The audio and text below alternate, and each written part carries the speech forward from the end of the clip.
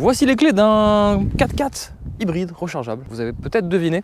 Et non, il ne s'agit pas du Toyota RAV4, mais de son frère jumeau, le Suzuki Acros ou Acros, comme vous voulez. Je ferai un point bien sûr sur les consommations détaillées avec batterie vide et batterie pleine bien sûr. Un test réalisé dans les conditions réelles, comme si vous étiez au quotidien avec moi. On fera également un tour du propriétaire. On verra les différences entre le Toyota RAV4, est-ce qu'il y en a ou pas, aussi bien à l'extérieur qu'à l'intérieur. Et puis est-ce que pour vous, vous êtes prêt à mettre 54 000 € dans un Suzuki? La question se pose, on verra si le prix est finalement positionné assez haut ou pas. Puis bien sûr, un tour de ses concurrentes, s'il y en a bien sûr, parce qu'il fait quand même 306 chevaux, il a quand même des accélérations d'une Golf GTI.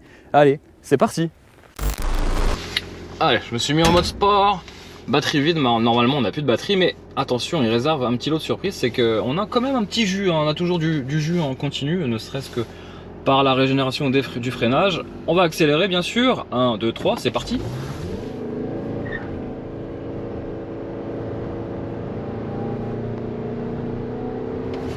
Bon, vous voyez, ça mouline, merci la boîte ICVT, alors elle permet de faire des économies, mais clairement c'est pas forcément la meilleure des boîtes en termes de sonorité, mais par contre en termes d'agrément c'est plutôt pas mal.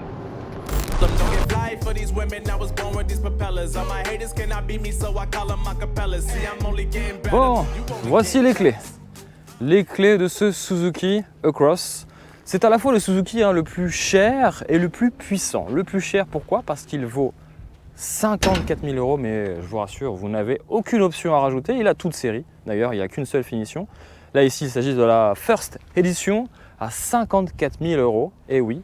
Et puis c'est aussi à la fois le plus puissant, pourquoi? Parce qu'il fait sous le capot, ici 306 chevaux, alors pas vraiment sous le capot finalement, c'est sous le capot avec le moteur thermique. On a 185 chevaux, c'est un moteur 4 cylindres, 2,5 litres de cylindrée.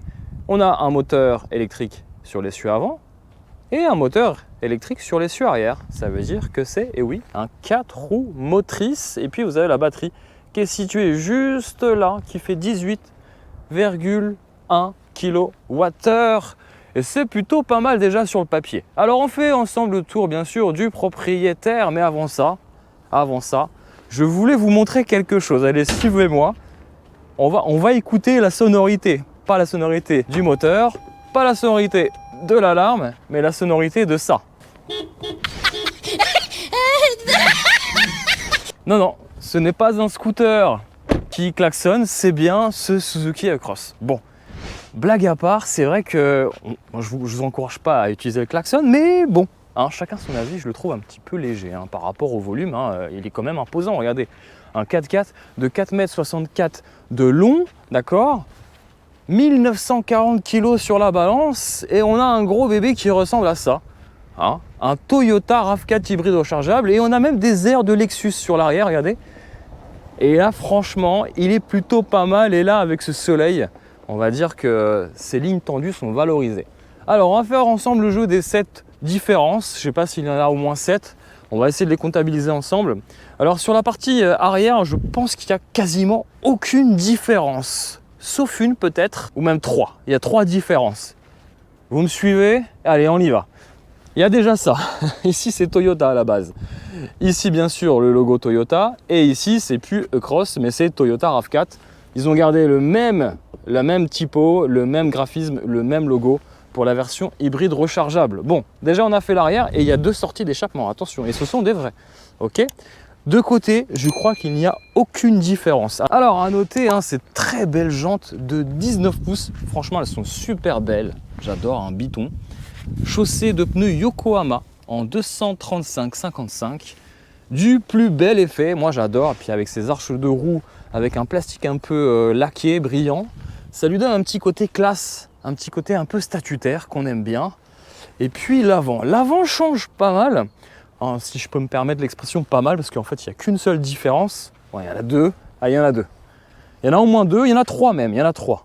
Il y a déjà le logo, ok. Il y a les feux qui sont retravaillés.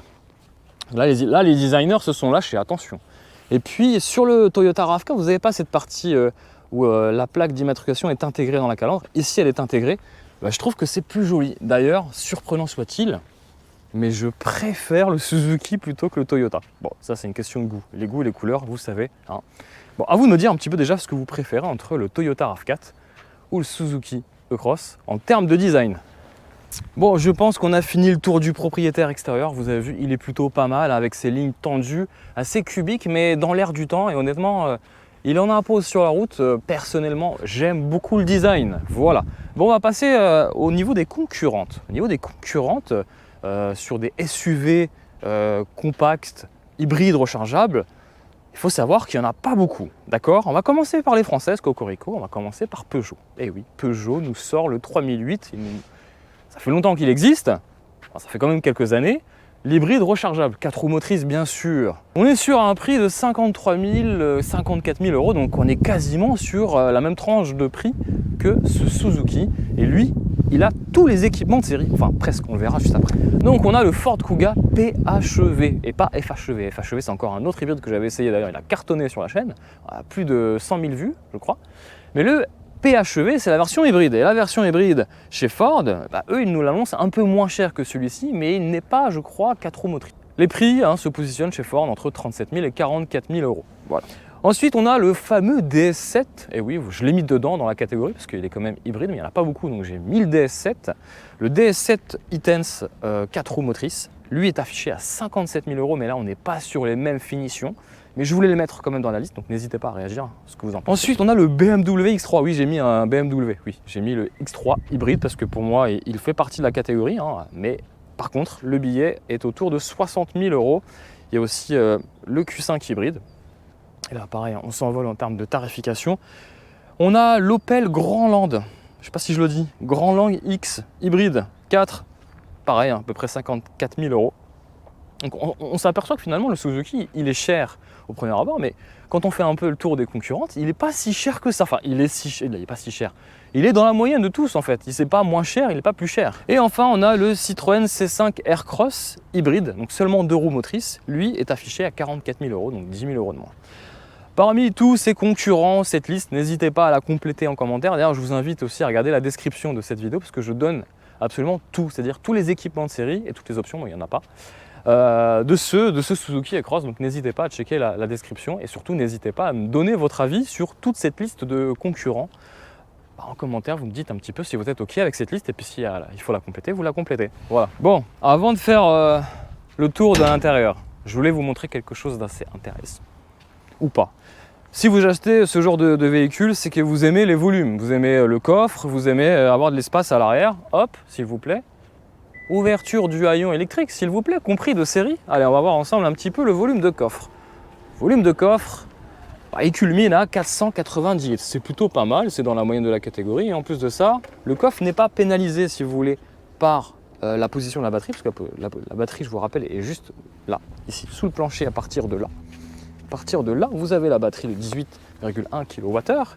Et ce qui profite, entre guillemets, au volume de coffre, qui est plutôt intéressant, regardez. Alors là, bon, il y a ce sac de câbles, et puis là, vous avez une roue de secours, ce qui est plutôt intéressant aussi. Et puis, ce qui est pas mal, c'est bien ça. Petite prise 220 volts, mais attention, puissance max 150 watts. Donc là, si vous voulez brancher votre ordinateur, peut-être pas un aspirateur, ça le fera pas, mais peut-être un congélateur pour un pique-nique ou quoi que ce soit. Et puis, vous avez la fameuse prise 12 volts, ça c'est plutôt cool. Vous avez aussi la lumière que vous pouvez enlever. Vous avez aussi ce rideau qui permet de masquer le contenu du coffre. Et puis c'est plutôt cool. Allez, nous on passe tout de suite juste à là, sur la banquette arrière, on va voir un petit peu s'il y a de l'espace. C'est plutôt pas mal. Bon, c'est un peu lent, mais bon, c'est très pratique. Et alors moi ce que j'aime bien, et ça marche très très bien, c'est quand tu as les bras chargés, vraiment ça marche. Voilà. Et franchement ça c'est cool, c'est vraiment pas mal. Allez, on le bloque et on passe à l'arrière.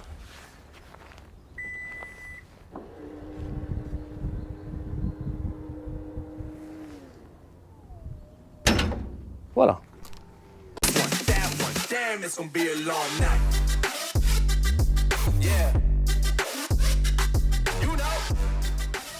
Bon allez, on va aller aux places arrière, place des bambins, parce que la majorité des enfants vont à l'arrière. Hop, Alors ce qui est plutôt cool, c'est que déjà l'accessibilité à bord se fait plutôt correctement, même plus que correctement, puisqu'on a vraiment de l'espace aussi bien au-dessus de la tête qu'aux jambes. Ça c'est plutôt aussi une bonne nouvelle. On a le petit accoudoir, plutôt sympa, regardez, hop, c'est nickel. Et puis surtout, en termes d'assises, c'est vraiment un point fort, c'est le confort, on le verra juste après. En termes de comportement routier, je vous dirai mon avis sur ce Suzuki E-Cross. Et sa première qualité, c'est le confort, aussi bien à l'avant qu'à l'arrière. Regardez, je suis super bien installé pour voyager et ça, c'est vraiment un point fort. Admirez aussi, autre confort, c'est la lourdeur des portes. Les portes sont assez lourdes, ça c'est peut-être à la fois un point fort parce qu'on a cet esprit un peu sécurisant, un peu robuste, mais c'est vrai qu'elles sont lourdes ces portières. Autre point de confort, c'est les sièges arrière chauffants, compris de série sur ce Suzuki. Et ça c'est une bonne nouvelle. Hop, allez, on change de vue, vous le voyez, alors ces gros sièges bien moelleux, vous allez comprendre pourquoi je vous parle de confort depuis tout à l'heure. Et puis, vous avez deux prises USB-C ici. Voilà, elles sont là pour les passagers si vous voulez recharger vos portables. Alors c'est de l'USB, attention, je viens de dire des bêtises, c'est pas de l'USB-C, c'est de l'USB. Et vous avez ces deux aérateurs et cette vue sur le poste de pilotage que je vais prendre maintenant. Allez, suivez. Bon, on va prendre le poste de pilotage, on va faire un petit tour et puis on va prendre le volant ensemble, ok? Bon, on commence un petit peu par ces sièges absolument confortables, presque dignes d'une Mercedes. GLC, clairement, je le compare à celui-là parce qu'en termes de confort c'était le meilleur et il est bien comparable à ce Mercedes. Siège électrique, alors il n'y a pas de mémorisation de position de mémoire ou quoi que ce soit, non. Siège électrique uniquement pour le conducteur, le passager sera de corvée pour régler manuellement son siège. Et puis admirez quand même l'effort, le travail fait sur les portières. Là on a du faux cuir moussé avec une surpiqûre, on a des ajouts en plastique imitation aluminium. Là, on a peut-être de l'aluminium. Ça présente déjà plutôt pas mal, on est bien. Et puis, regardez ces sièges qui sont quand même bien rembourrés, une mousse bien, pas ferme, pas du tout comme les allemandes. C'est vraiment agréable au toucher. Alors, c'est pas du cuir, c'est du faux cuir, mais ça fait très bien le taf et puis ça se lave très bien. Bon, et puis, voilà, vous savez, vous n'êtes pas dans un Toyota RAV4. Suzuki a eu quand même la présence d'esprit de le noter sur les tapis de sol, compris de série bien sûr. Alors on s'installe à bord en évitant de salir. Hop, je fais toujours ça avant de rentrer dans une voiture. Bon, avant de démarrer le moteur, avant de vous faire la présentation intérieure, on va quand même ouvrir le capot quand même. Allez, je vous ouvre le capot tout de suite. Bon, le capot il est là et pas de vérin. Voilà, bon, on est sur une marque généraliste, on n'est pas sur une marque premium, quoique même les marques premium des fois mettent des vérins, donc ça c'est même plus un critère de finition.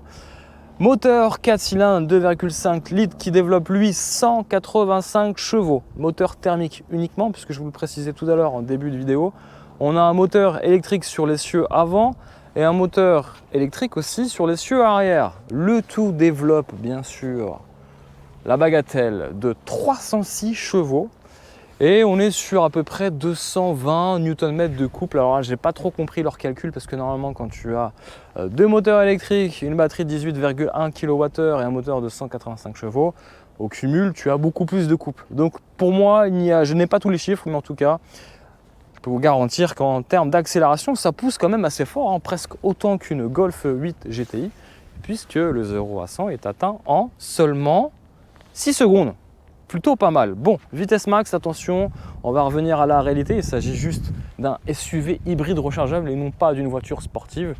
On va atteindre péniblement les 185-190 km/h, mais cette voiture n'est pas faite pour cet usage sportif. Et au quotidien, on verra aussi, juste après la présentation intérieure, mes relevés sur les consommations sur la partie batterie vide et batterie pleine. Donc sur une prise domestique, vous allez recharger à peu près 10 heures. Voilà, donc il ne faudra pas être trop pressé. On parle bien entendu d'un hybride rechargeable et non d'une voiture électrique. Allez, je vais refermer le capot, attention les oreilles. Hop, voilà. Allez, cette fois-ci, promis, on fait le tour intérieur. Hop, nous voilà à bord de ce Suzuki Cross. Voilà. Donc ambiance qui ne va pas vous dépayser si vous connaissez déjà le Toyota RAV4. D'accord, donc il est vraiment très bien équipé. Tout ce que vous voyez ici, comme ce faux cuir, cet écran multimédia tactile, ce volant, enfin bref, sur piqûre, finition, tout ça, cette série, il n'y a qu'une seule finition. Et même la couleur extérieure est comprise dans le prix. Donc vous n'avez absolument rien à rajouter en termes d'options. Alors c'est plutôt déjà une bonne nouvelle, mais aussi une mauvaise, c'est qu'au catalogue, vous ne pourrez pas avoir par exemple ce toit ouvrant que vous pourrez avoir sur un Toyota. Vous allez voir que ce Suzuki est finalement assez différent en termes de proposition d'équipement et même avantageux par rapport au Toyota RAV4. Vous avez ici le volant chauffant, le haillon électrique, le dégivrage, les feux automatiques. Vous avez des bonnes poignées de porte. Et je vous parlais tout à l'heure de la lourdeur des portes. Elles sont lourdes. Là, ici, c'est un peu caoutchouté. Donc, ça donne cet esprit un peu robuste, mais aussi bien fini, parce qu'on a une planche de bord qui est bien moussée, avec une petite surpiqûre. Donc, on essaie d'atteindre un petit peu l'esprit premium, même si c'est pas vraiment la philosophie de Suzuki ou de Toyota, mais c'est vraiment assez bien fini, bien robuste, bien ajusté. Après, on a quelques matériaux plastique dur, mais en vrai, c'est pas vraiment choquant. Peut-être quelques ajustements sur la boîte à gants, voilà, bon, vous voyez. Ou pareil, par exemple, cet esprit un peu caoutchouté sur cette partie où on pourrait se dire qu'on peut poser des clés ou un portable, pas du tout, ça glisse, donc attention. Donc c'est pas mal, il y a un bel effort de fait, il y a aussi un petit mélange de la petite maison Lexus, avec ses aérateurs, tout ça, c'est vraiment pas mal. Et puis bon, cet écran, bon, c'est vrai qu'ils auraient pu mieux faire. Alors par contre, un gros point négatif, c'est la navigation à bord. Franchement, c'est très daté. C'est à l'époque des dinosaures, si vous voulez. Malheureusement, je vais même allumer le contact. Ça sera plus simple pour y voir un peu plus clair. Mais honnêtement, c'est assez compliqué de naviguer à bord, de comprendre les informations. Moi qui aime bien jouer un petit peu avec, hop, la batterie, les informations, les consommations, je n'y comprends absolument rien. Il faut vraiment que je fasse un effort. Je ne comprends pas pourquoi ils ont mis le E là. C'est compliqué. Alors autant vous dire que Suzuki et les marques japonaises ont ce savoir-faire sur les moteurs hybrides. On le voit avec la Toyota Prius qui voilà, est un gage de fiabilité dans le temps. En revanche, en termes d'UX, UI, designer, il y a des choses à revoir en termes de compréhension d'informations sur le système de navigation.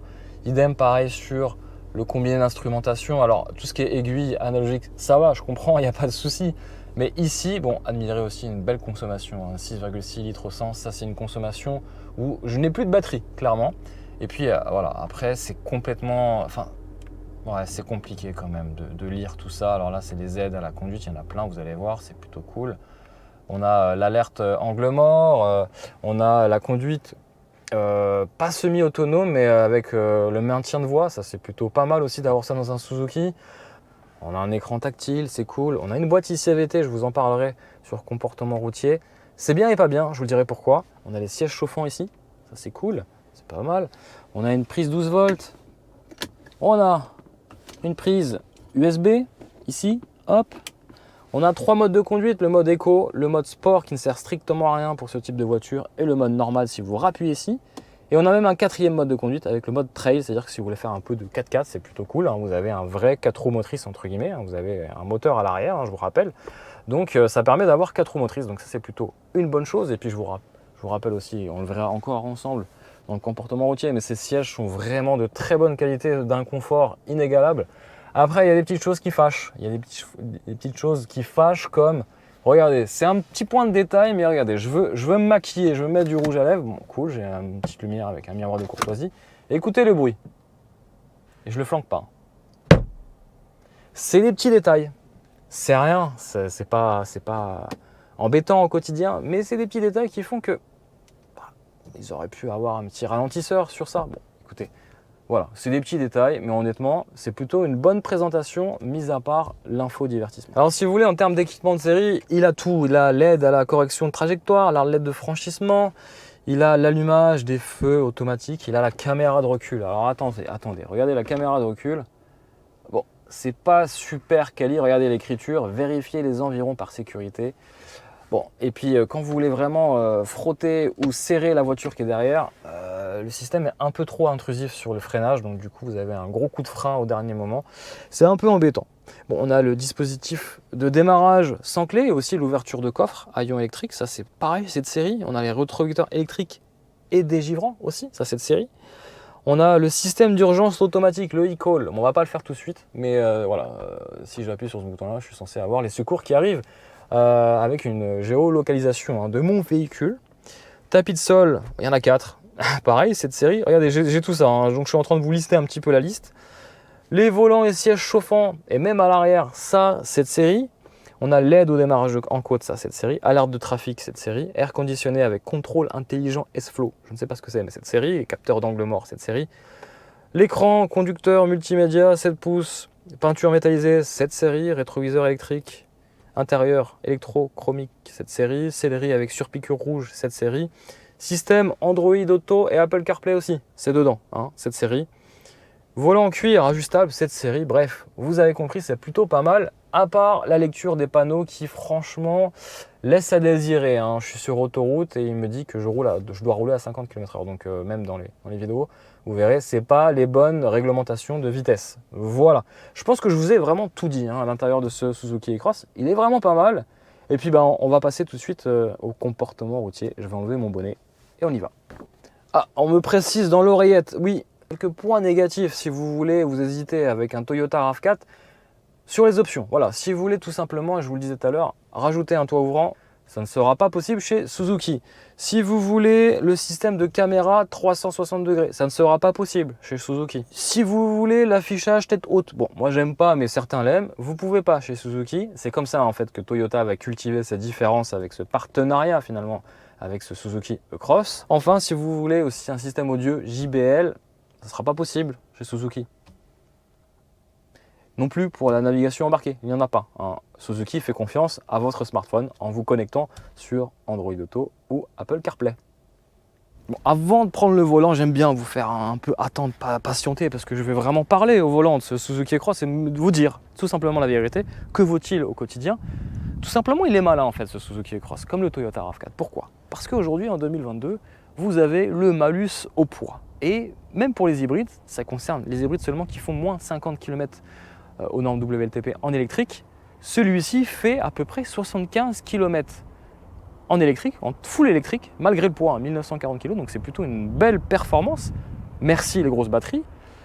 Donc il fait 75 km, qui lui permet d'échapper au malus, au poids. Et ça, c'est plutôt aussi une bonne nouvelle, contrairement à tous les SUV hybrides qui font moins de 50 km en électrique, qui sont extrêmement pénalisés par le malus au poids. Donc c'est malin de la part de chez Suzuki et de chez Toyota. Allez, bon, en termes de recharge, parlons-en, c'est une voiture hybride, c'est important et je pense que si vous regardez la vidéo, c'est que vous êtes intéressé par un véhicule hybride. Il faut savoir, la borne se trouve à droite du véhicule. Waouh, ça n'a rien de surprenant. Ce qu'il faut savoir, c'est que sur une borne type Wallbox, vous allez recharger à peu près à 6h30. Alors c'est un peu moins que ses concurrentes ou certaines concurrentes, parce qu'il plafonne en recharge max à 3,3 kW.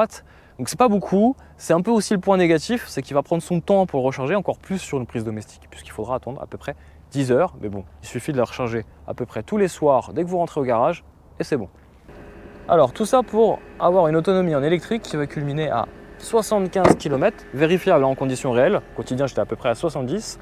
Et puis vous pouvez même vous amuser en ville à faire les 100 km en électrique, mais ça, pour avoir le pied léger sur l'accélérateur. Allez, on prend le volant.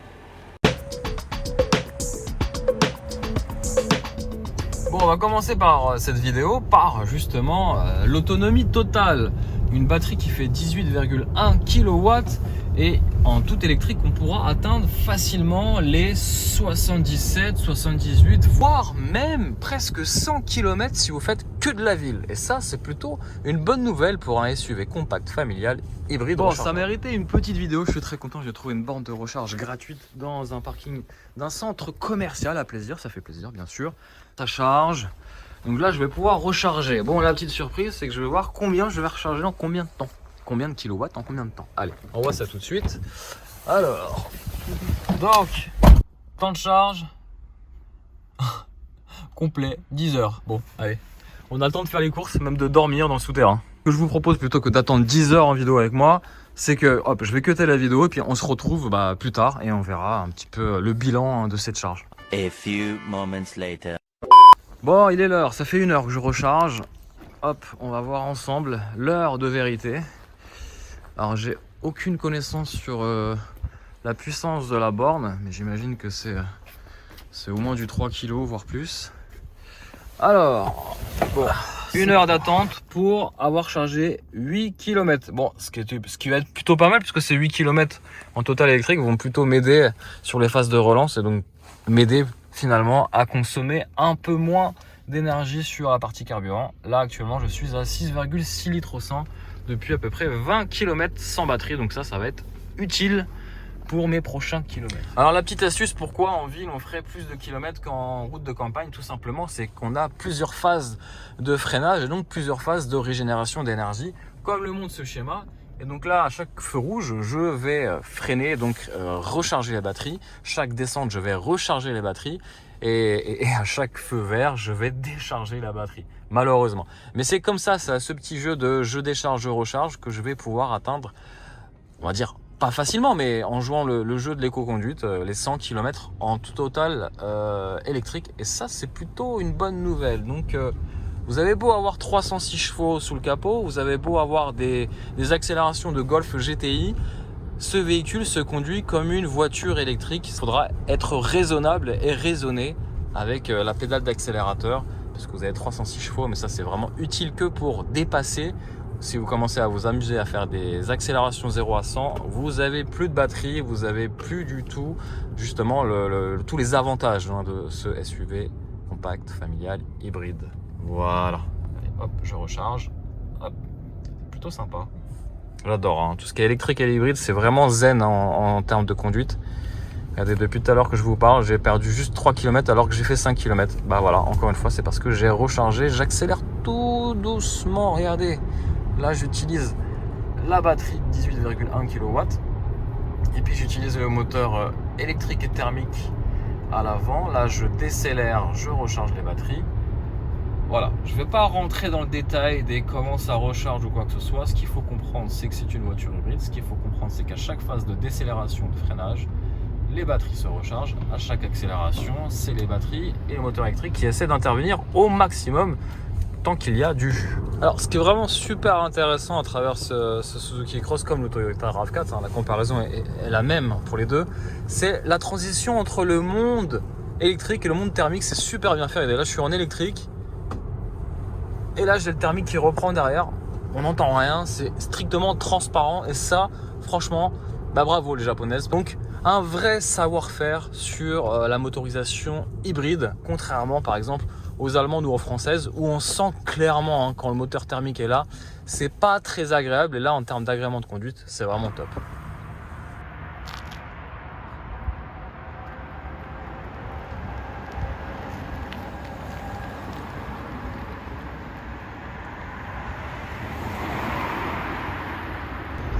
Ce qui reste intéressant avec ce Suzuki hybride rechargeable, c'est que même quand vous n'avez plus de batterie, vous avez la batterie. Je m'explique, en fait il y a toujours un fond de réserve de batterie qui permet finalement d'avoir ce petit coup de boost à l'accélération même si vous n'avez plus de batterie. Et ça c'est plutôt sympa, et par moment avec des zones de freinage assez importantes, vous pouvez régénérer assez de jus pour rouler quasiment les presque 100 mètres en full électrique, et ça c'est plutôt agréable. Donc même si vous n'avez plus de batterie, vous avez encore de la batterie. Voilà, c'est ça qu'il faut retenir. Bon, alors, il fait nuit, mais on va voir un petit peu si le véhicule a rechargé. Bon, petite lumière d'ambiance qui m'éclaire à la petite prise, on va voir. Bon, c'est rouge. Est-ce que c'est une bonne nouvelle ou pas? On va voir tout de suite à l'intérieur. Alors, que m'indique le tableau de bord? Chargement terminé, capot, décharge ouvert. Ok, bon. Je vous donne rendez-vous dans quelques minutes pour voir ensemble l'autonomie maximale électrique potentielle. Bon, alors, à noter déjà, pas d'éclairage d'ambiance à bord. On va allumer tout ça. Hop. Alors, suspense. Hop, on va baisser la radio. 80 km d'autonomie sur une recharge qui a duré à peu près 10 heures sur une prise domestique classique. Donc c'est le temps de faire un gros dodo ou de faire une grosse journée au travail et puis de reprendre la batterie chargée. Voilà tout. Allez, on va se mettre en mode ici hybride ou électrique ou mode auto. C'est vous qui voyez. Moi j'ai mis le mode auto, comme ça gère automatiquement. On va voir les batteries, hop, c'est parti. Et puis de nuit on n'y voit rien, donc je vous retrouve 2 jours pour faire un petit bilan complet hein, sur cet essai sur ce Suzuki E-Cross. En silence bien sûr. Bon, j'avais quand même une envie de vous expliquer un petit peu comment ça se passe, parce que c'est vrai que c'est quand même assez compliqué une voiture hybride à expliquer. Heureusement il y a ce petit schéma qui permet de comprendre un petit peu comment ça se passe. Là j'accélère, c'est la batterie et le moteur thermique qui fournit l'énergie. Je décélère, je freine. Et ben je cumule de l'énergie. Bon, jusqu'à là, ça va. Là où ça se complique, c'est déjà l'affichage qui est assez dur à comprendre. Ici, les boutons qui sont quand même assez durs à comprendre. On peut basculer facilement du mode full électrique si vous êtes en ZFE ou en mode hybride. Et puis là, en fait, c'est, je crois, je vais forcer la charge. La charge, donc c'est le moteur thermique qui va charger, je crois, si je crois bien faire les choses, charger les batteries. Voilà. Bon. Pas sûr que ça marche. En tout cas, le schéma bouge, ça vit, ça bouge, c'est bien, c'est sympathique. Bon, je sais pas si j'ai été clair par rapport à ça. Tout ce que je peux vous dire, c'est qu'en mode full électrique, en fait, vous allez, lorsque vous allez dépasser les 70 km/h, donc c'est ce que je vais faire à peu près dans quelques instants. Hop, normalement, il y a le moteur thermique qui se déclenche en rouge ou pas. Bah là, il me fait dire son contraire. Bah, écoutez, je ne sais plus quoi vous dire. En tout cas, bref, ça charge, ça décharge, ça charge, ça décharge.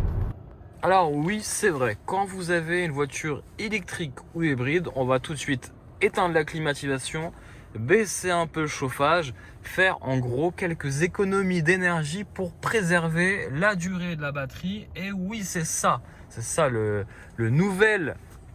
Donc c'est le petit conseil quand même pour grappiller des kilomètres au fur et à mesure. Alors oui, ça va en déplaire à certains. Ok, on a les sièges chauffants avant et arrière, c'est très bien. Mais ça, c'est encore une fois de l'énergie qui va prendre sur la batterie, qui va prendre sur l'autonomie. Donc il faudra choisir entre autonomie d'un côté ou confort de l'autre. À vous de choisir. Voilà, là je viens de repasser en thermique électrique.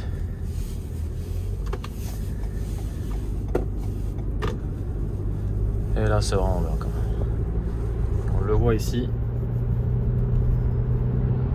Maximum de puissance. Et hop, je rebascule. Avec une régénération d'énergie. Il faut avoir le pied très léger pour avoir l'aiguille sur le écho. Voilà, je l'ai plus. Bref, c'est comme un petit jeu hein, de rouler en hybride, à condition de... bien sûr, de recharger les batteries, sinon vous n'avez plus de jus. Mais c'est vraiment sympa. Allez, on reste ensemble et on va faire une petite accélération. Et pour cela, on va voir un petit peu les relances. On va se mettre en mode sport. Hop, j'active le mode sport, c'est rouge, c'est beau. Allez, vous êtes prêts? 1, 2, 3, go!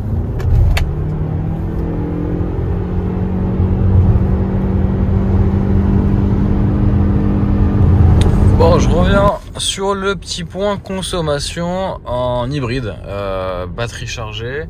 On peut atteindre en jouant au jeu de l'éco-conduite autour des 3,4 litres au 100. Ça, c'est plutôt dans des conditions où j'ai fait pas mal de villes et de petites routes rapides. Mais c'est sûr que dès que vous êtes sur des voies rapides, voire autoroutes, là, les consommations vont plus s'envoler autour des 7,5 litres au 100.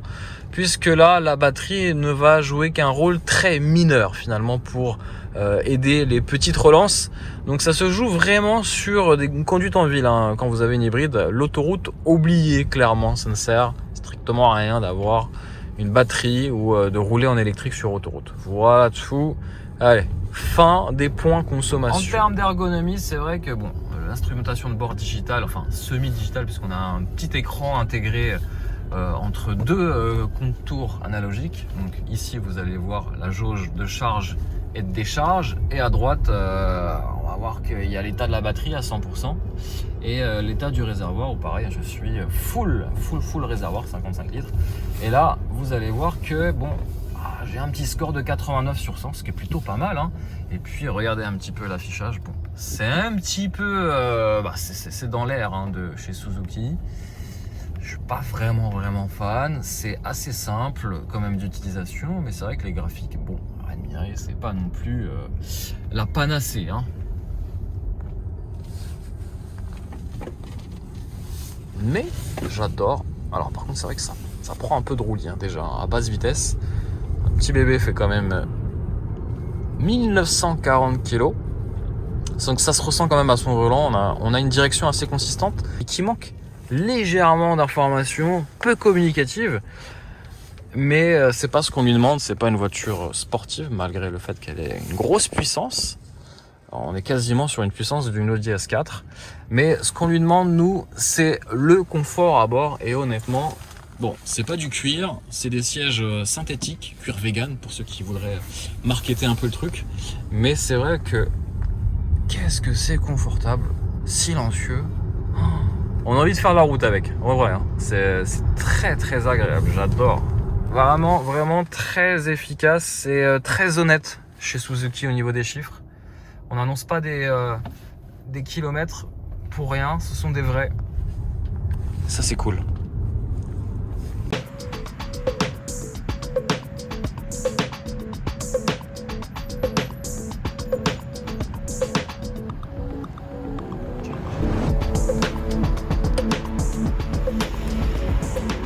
On va prendre le volant de ce Toyota RAV4, pardon. Le Suzuki Cross. Alors ce qui est plutôt pas mal quand on commence à allumer une hybride, surtout sur ce véhicule, c'est qu'on part tout le temps en électrique, même batterie vide actuellement. On va parler tout de suite consommation. Alors c'est toujours une hybride, c'est toujours le meilleur des deux mondes et le pire des deux mondes. Pourquoi le meilleur? Vous connaissez, vous pouvez rouler en silence en électrique, ça c'est plutôt très agréable. Et puis le pire des deux mondes, pourquoi? Parce que avec le poids des batteries, à peu près 200-300 kg, eh ben, on atteint vite les 2 tonnes pratiquement sur la balance, plus précisément 1940 kg.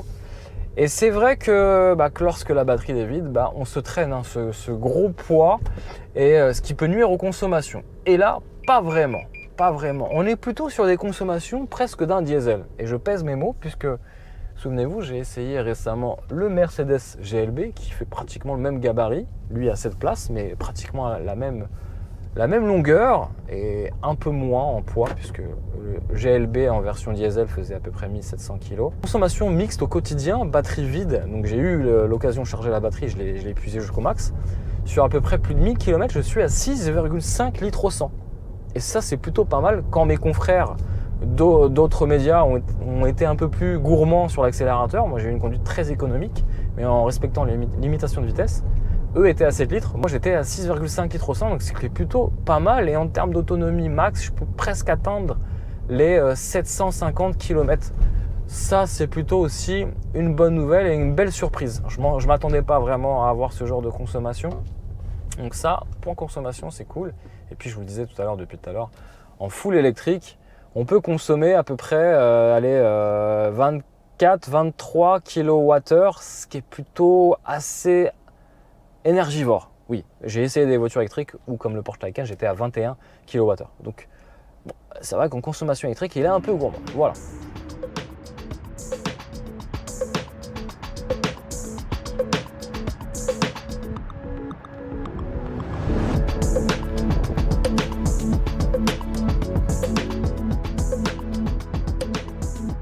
Alors, en termes de comportement routier, c'est pas forcément... Comportement routier, j'ai envie de vous dire que ça va être assez simple. C'est un véhicule hybride, un SUV familial. Et donc, il n'a absolument aucune vocation à rouler sportivement, si vous voulez. Il y a une prise de roulis qui est assez conséquente, regardez.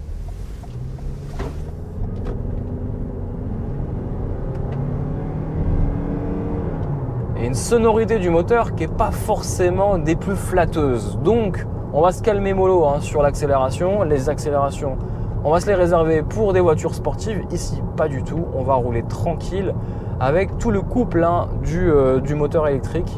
Et c'est plutôt extrêmement agréable. Dans un silence et un confort qui est remarquable, clairement. Pour la catégorie, à part sur du premium, c'est vraiment son point fort chez ce Suzuki. Les suspensions filtrent à merveille la route. Les dodanes, vous les sentirez presque pas. Le revers de la médaille, c'est effectivement en conduite dynamique. On va avoir un châssis qui va s'affaisser, on va avoir une prise de roulis assez conséquente, on va ressentir l'inertie du poids sur chaque phase de freinage. Donc honnêtement, si vous avez ce genre de véhicule, conduisez tranquille, mais vraiment tranquille. Et derrière chaque freinage au feu rouge, il y a une belle et silencieuse accélération. Et ça, c'est plutôt agréable. Je vous propose d'écouter cette mélodie électrique.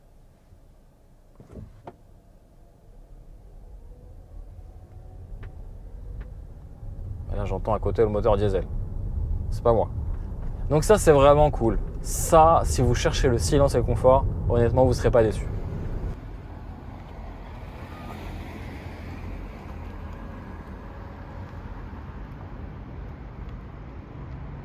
Bon, j'ai donné un objectif à madame, c'est de me mettre l'écran d'énergie. Vous savez, l'écran où on a le petit schéma qui s'anime. Allez, vas-y, clique dessus.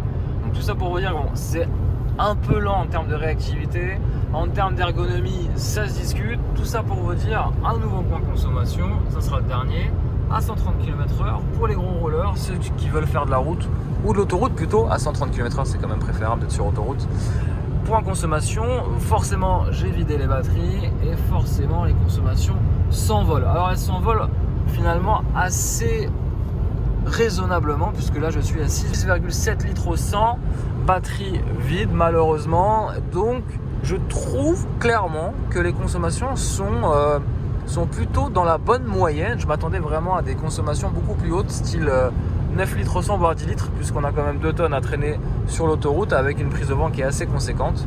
Je suis obligé bien entendu d'hausser le ton, puisque l'insonorisation à 130 km/h c'est pas vraiment ça.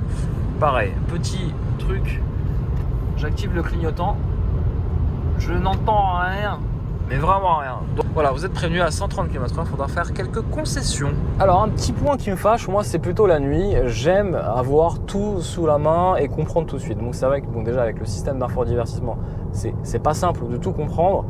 Pareil sur les boutons du mode auto électrique, changer, enfin c'est difficile de comprendre le vocabulaire dédié à Suzuki ou Toyota. Franchement, j'ai pas trop compris. Bon, il faut tester, il faut appuyer, il faut voir ce que ça fait. Si on se met en full hybride, si on se met en full électrique, si on se met en full thermique. J'ai pas trouvé moi la touche en tout cas pour recharger les batteries, donc je pense que ça n'existe pas sur ce modèle-là. Dites-le moi si je me trompe. En tout cas, moi j'ai pas trouvé. Le petit point aussi négatif, mais ça c'est des petits trucs, des petits points de détail au quotidien. C'est voilà, vous n'avez pas de rétroéclairage du plafonnier, par exemple. Donc c'est la nuit, vous voulez éclairer quelque chose parce que vous ne pouvez pas voir les boutons rétroéclairés. C'est tout bête, c'est des petits points de détail, mais bon, voilà, c'est pas non plus embêtant hein, au point de critiquer la voiture parce qu'elle a vraiment des bonnes qualités. Que pensez-vous de ce Suzuki Cross? Est-ce que vous serez tenté hein, d'acheter un Suzuki Cross ou même un Toyota RAV4? Et pourquoi? N'hésitez pas à me donner un petit peu vos arguments en commentaire de cette vidéo.